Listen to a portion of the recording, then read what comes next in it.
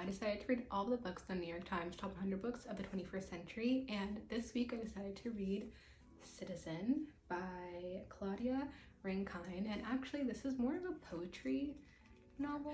So in Citizen, Claudia is really examining, I would say, the Black experience, not only the Black experience in the US, even though she does include that specifically quite a bit, but just the global idea of colorism. And so if you're not familiar, colorism is this idea that across the world your pigment really determines how you're treated and determines instances of discrimination, of the like, etc., and thus who you are, the more you're seen as inferior. Claudia mentioned a lot of instances of microaggressions in the US, so examples are being mistaken for another Black person in your class, or not being seen when you're waiting in line for something.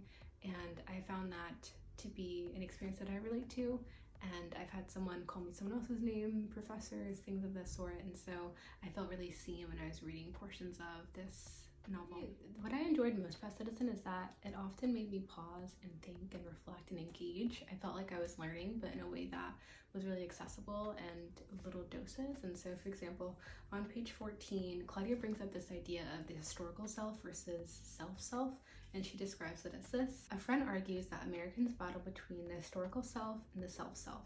By this, she means you mostly interact as friends with mutual interest and, for the most part, compatible personalities. However, sometimes your historical selves, her white self and your Black self, or your white self and her Black self, arrive with the full force of your American positioning. I found that to be really interesting because oftentimes folks will say, well, I'm not racist, but we are all engaging in a racist system, and so therefore you are given opportunities that differ from mine because of our historical selves.